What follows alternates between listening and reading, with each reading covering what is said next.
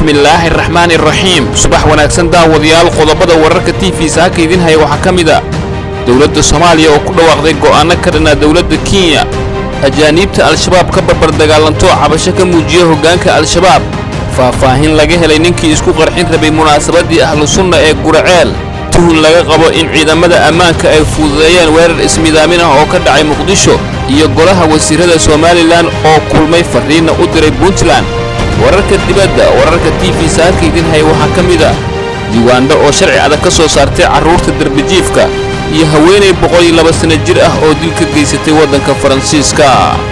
daawadayaal ku soo dhawaada warkaas oo fidsan hadii aad kamid tahay daawadayaasheena cusub ee barta YouTube-ka fadlan si aad u heshid warar iyo warbixino quseeya Soomaaliya iyo caalamka rukumo barteena YouTube-ka adigoo subscribe dhahaya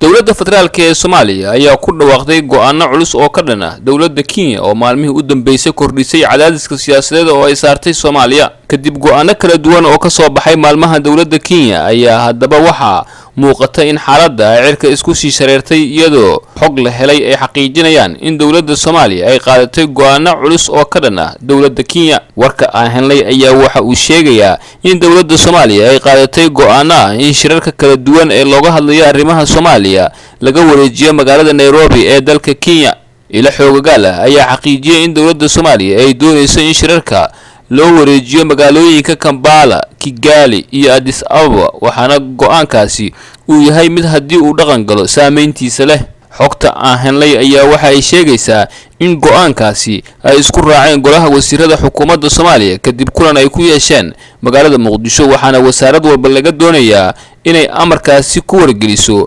hay'adaha ay bahwalaagta yihiin saddexdaasi magaalo ayaa loo sheegay wasiirada inay ku wargeliyaan hay'adaha la shaqeeya inay u wareegaan oo ay ka wareegtaan magaalada Nairobi oo saldhig u ah hay'ado badan oo arrimaha Soomaaliya ka shaqeeya midowga Yurub ayaa ka carooday talaabadii dawladda Kenya ay ku xanibtay xubno ka tirsan dawladda Soomaaliya oo ka qayb gali lahaa shir ka dhacay magaalada Nairobi ee xarunta dalka Kenya waxaana la ogeyn saameynta go'aanka cusub ee dawladda Soomaaliya uu yeelan doono ajaanibta ka barbar dagaalanta ururka al-shabaab ayaa cabasho ka muujiyay hoggaanka al-shabaab dagaalyahanada ajnabiga ah ee ka dhinac dagaalama xarakada al-shabaab ee Soomaaliya ayaa si weyn uga cabanaya habdhaqanka hoggaanka xarakada al-shabaab sida ay sheegeen ila military oo arrimahaasi si dhow ula socda dagaalyahanada oo si dhuumasho uga soo baxsaday kooxda ayaa sheegay in ay kala kulmaan ciqaab iyadoo loogu mamarsiyonayo sababo aad u jilicsan isla markaana la geeyo aagaga hore ee dagaalka si loo tijaabiyo daacadnimadooda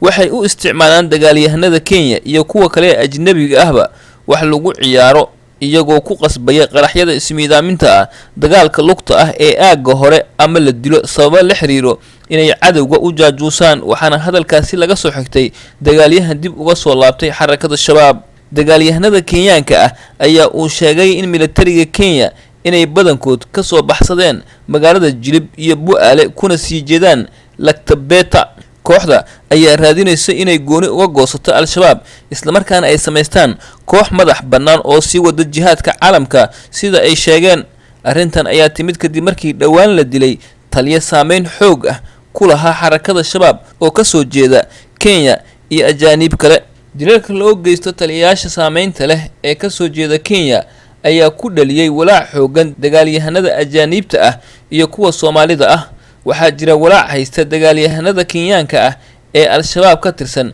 kadib dhimashadii Axmed Iimaan Cali oo ku magac dheeraa Abu Sanira ka oo ahaa sarkaal sare oo ka tirsanaa al-shabaab kana soo jeeda dalka Kenya sida uu sheegay dagaalyahan dib uga goostay xarakada al-shabaab Iimaan ayaa ka mid ahaa taliyayaal lagu dilay duqeyn dhinaca cirka ah oo loo geystay xero al-shabaab ay ku leeyihiin deegaanka Bu'aale dabayaaqadii bishii Maaj ee sanadkan ka hor dhimashada Iimaan waxa uu ka mid ahaa saraakiisha sare al-shabaab kuwa oo si gaar ah ugu qaabilsanaa saxaafadda iyo baahinta hadallada kooxda geerida Iimaan ayaa waxay hoos u dhigtay niyadda dagaalyahanada ajaanibta ah ee al-shabaab ka tirsan waxayna yareysay in la helo dagaalyahano kale sida uu sheegay dagaalyahan ka baxsaday xarakada shabaab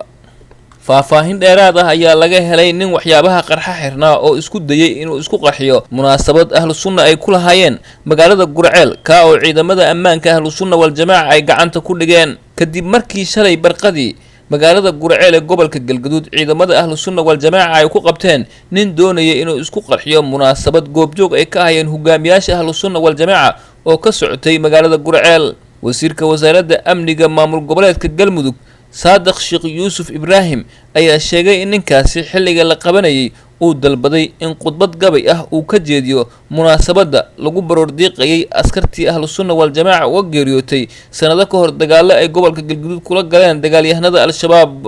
hayeeshee waxa uu sheegay in ciidamada ay ka shakiyeen ninkaasi markii baaritaan lagu sameeyana lagu arkay waxyaabaha qarxa, taasina ay keentay in ciidanka ahlu sunna wal jamaa ay gacanta ku dhigaan. wasiirka oo wax laga weydiiyay halka ninkan uu ka yimid ayaa waxa uu sheegay in ninkan uu ka yimid koonfurta Soomaaliya hase ahaatee haatan degmada Gurceel uu ka soo galay dhinaca degmada Ceelbuur ee isla gobolka Galgaduud halkaas oo ay gacanta ku hayaan dagaalamayaasha ururka al-shabaab. wasiirka wasaaradda amniga dowlad goboleedka Galmudug Saadiq Sheekh Yuusuf Ibraahim ayaa sidoo kale warbaahinta u sheegay in ciidamada ammaanka ay gacanta ku hayaan nin kale oo la xiriirinayo ku lug lahaanshaha weerarkaasi fashilmay. waxa uuna sheegay in wali ciidamada ammaanka ay wadaan baaritaan la xiriira isku dayga weerarkaasi fashilmay.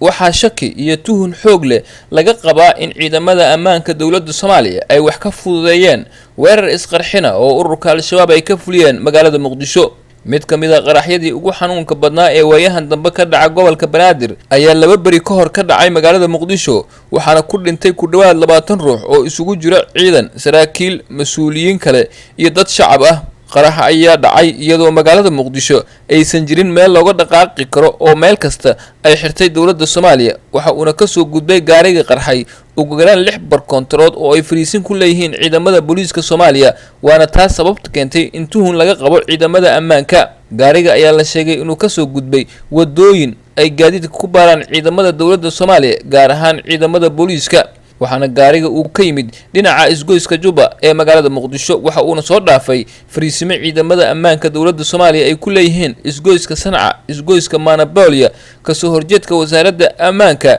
goob fariisin ay ku leeyihiin ciidamada booliiska oo canshuurta ka qaada gaadiidka oo taala daldirka Dahsoon. waxaa sidoo kale gaariga uu soo dhaafay isgoyska Boondheere oo ay fariisimo ku leeyihiin ciidamada ammaanka dawladda Soomaaliya iyo bar fariisin oo ciidamada ay ku leeyihiin taalada daldirka Dahsoon. waana taas mid tuhunka ugu badan gelisay in ciidamada ammaanka looga shakiyo inay ku lug lahaayeen weerarkaasi ka dhacay magaalada Muqdisho. xaguu soo maray gaariga, yaa u fududeeyay inuu soo gaaro godka Jilcow, maxay qabanayeen ciidamada aan soo sheegnay ee ku sugnaa goobaha uu ka soo gudbay? haddii aysan ciidamada indhahooda qaban kuwa qaraxa wada maxaa loo dhibayaa dadka shacabka ah? waa su'aalaha ay qabaan shacabka magaalada Muqdisho. ma jirto ilaa iyo hadda cid faahfaahin karta sababta uu gaarigan u soo dhaafay dhammaan baraha kontarool oo ciidamada ammaanka ay ku baaraan gaadiidka. shacabka ku nool magaalada Muqdisho ayaa qaba dhibaatooyin badan oo ay kala kulmaan wadooyinka xiran, qaraxyada ayaana si toos ah u gaaro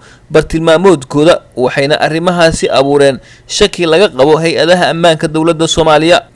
golaha wasiirada maamulka Somaliland ayaa kulan ay kaga hadleen dhibaatooyin ay sheegeen in Puntland ay ka wada deegaano ka tirsan Somaliland ku yeeshay magaalada Hargeysa ee caasimadda maamulka Somaliland. shirka golaha wasiirada Somaliland ayaa shalay looga hadlay xaaladda nabadgelyo darre ee ka soo cusboonaatay deegaanada gobolka Sanaag iyadoona baaq nabadeed loogu diray Puntland. war-saxaafadeed kooban oo ka soo baxay madaxtooyada Somaliland oo looga hadlay kulanka golaha wasiirada ayaa lagu sheegay in maamulka Puntland nabadgelyo darre weyn ay ka wado meelo ka mid ah gudaha Somaliland. war-saxaafadeedka ayaa waxaa lagu sheegay in Somaliland ay ku celinayso in la ilaaliyo nabadgelyada lagana fogaado wax kasta oo colaad keeni karo, isla markaana Puntland ay ka waantowdo dhibaatooyinka ay ka wado gobolka Sanaag.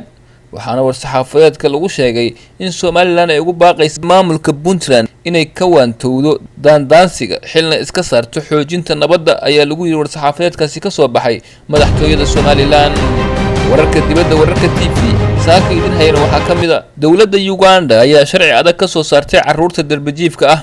baarlamaanka dalka Uganda ayaa meel mariyay sharci dambi ka dhigaya in carruurta darbijiifka ah la siiyo lacag, cunno ama deeqo kale. dadka sharcigan jabiya ayaa mudan kara 6 bilood oo xabsi ah ama ganaax lacageed oo u dhiganta $11. sharcigan ayaa laga gol leeyahay in wax looga qabto carruurta loo dhiibo ganacsiga wadooyinka iyo sidoo kale kuwa lagula kaco tacadiyada galmada la xiriira. duqa magaalada Kampala Iris Lukuwaga ayaa sheegay in sharcigan uu sidoo kale qaban doono dadka carruurta ka ganacsada, kuwa kale iibiya iyo waalidka ee carruurtooda wadooyinka ku tuugsadaan. sharcigan ayaa sidoo kale dambi ka dhigaya in guryo laga kireeyo carruur ku howlan arrimo anshax xumo ah ama ganacsi aan habboonayn. haweeney 102 sano jir ah ayaa qof ku dishay waddanka Faransiiska. haweeney 102 sano jir ah ayaa looga shakisan yahay inay dishay qof kale oo dumar ah oo daris la ahayd oo 92 jir ahayd, waxayna iskula noolaayeen meel dadka da'da ah lagu xanaaneeyo oo ku taala waddanka Faransiiska. hadda waxaa lagu hayaa